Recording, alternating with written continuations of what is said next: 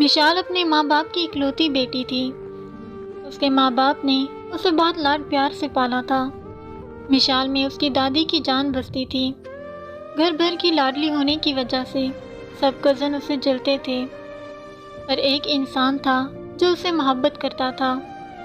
وہ صرف اس کا کزن ہی نہیں، اس کا دوست، سب کچھ تھا۔ مشال بہت شرارتی تھی۔ وہ بچپن میں سب کو تنگ کرتی، جس بات سے روکا جاتا جان بوجھ کر وہی کام کرتی تھی، اور ہر کام میں اس کا کزن سالار شاہ اس کا ساتھ دیتا تھا، کیونکہ وہ اسے محبت کرتا تھا۔ اور اس محبت کی وجہ بچپن کی منگنی تھی کہ مشال اس کے نام ہو چکی تھی۔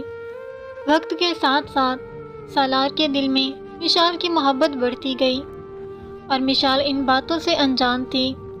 وہ اسے بس دوست سمجھتی تھی۔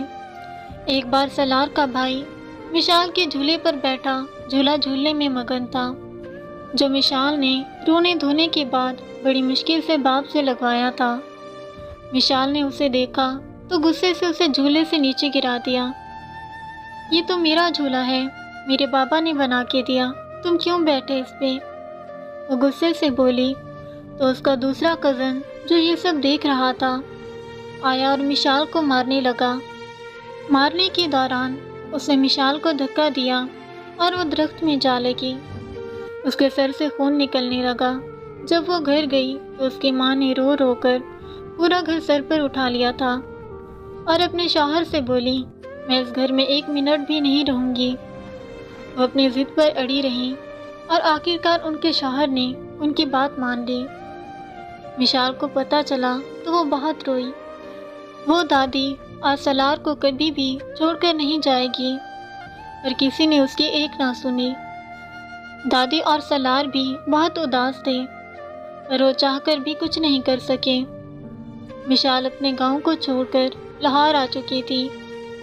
یہاں آنے کے بعد وہ بدل گئی تھی۔ اس شہر نے اسے بدل دیا تھا۔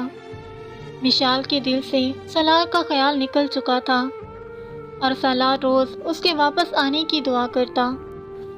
ایک دن اس کی دعا قبول ہو گئی، اور کزن کی شادی کی وجہ سے مشال اپنے ماں باپ کے ساتھ گاؤں آئی تھی۔ وہ یہاں آ کر بہت اداس ہو گئی تھی۔ اس کا دل شہر میں لگ چکا تھا، پر وہ نہیں جانتی تھی اس کی قسمت یہاں لکھی ہے۔ دادی بہت بیمار ہو گئی تھی، اور انہوں نے سالار اور مشال کی شادی کی خواہش ظاہر کی، تو مشال کے بابا نے ان سے وعدہ کیا کہ اس شادی کے ساتھ ہی وہ مشال کی شادی بھی سالار سے کر دیں گے۔ یہ بات سن کر مشال شاک ہو گئی۔ اس نے صاف شادی سے منع کر دیا، پر زبردستی مشال کی شادی سالار سے کر دی گئی۔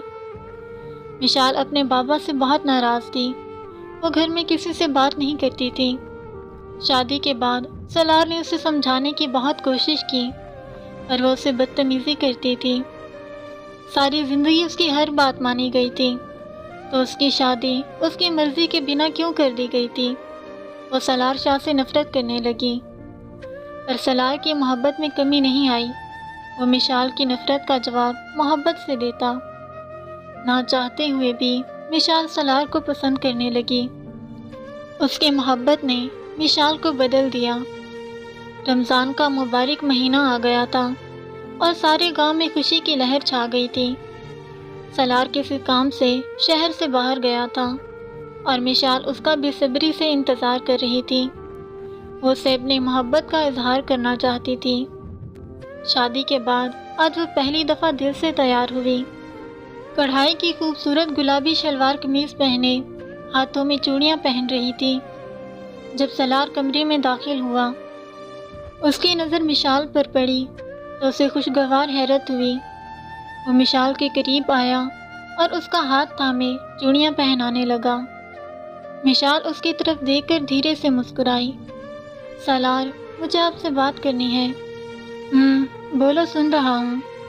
وہ اس کے ہاتھ میں موجود چوڑیوں پر نظر جمائے بولا، نہیں ایسی نہیں، میری طرف دیکھیں آپ۔ مشال نے منہ بناتے ہوئے ناراضی سے کہا، تو اس نے بے باک نظروں سے سر سے پاؤں تک مشال کو دیکھا۔ اس کے اس طرح دیکھنے پر مشال نے سرخ ہوتے ہوئے نظر جھکا لی تو وہ مسکرایا۔ سالار، میں آپ سے بہت محبت کرتی ہوں، مشال نے آنکھیں بند کرتے ہوئے اسے اپنی محبت کا اظہار کیا، پر جب اس کی طرف دیکھا وہ سنجیدہ تھا۔ سالار نے بولا، مشال، میں تمہیں صرف دوست سمجھتا ہوں، میں تم سے پیار نہیں کرتا۔ اگر تم یہ امید رکھتی ہو کہ میں بھی تم سے پیار کروں، ایسا کبھی نہیں ہو سکتا۔ یہ بات یاد رکھنا کہ میں…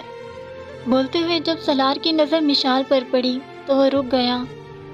مشال آنکھوں میں آنسو لیے کانپتے ہونٹوں کے ساتھ حیران سی اسے دیکھ رہی تھی۔ آنسو آنکھوں سے ہوتے ہوئے گال پر ٹپکے تو سالار ہوش میں آیا اور مشال کو سینے سے لگا لیا۔ پاگل لڑکی، معاف کر دو مجھے یار، تنگ کر رہا تھا تمہیں۔ میں تم سے بہت پیار کرتا ہوں مشال، پر تم نے مجھے بہت تنگ کیا، بس اس لیے تھوڑا سا بدلہ لے رہا تھا۔ سالار نے مسکراتی آنکھوں سے مشال کو دیکھا جو اب غصے میں تھی۔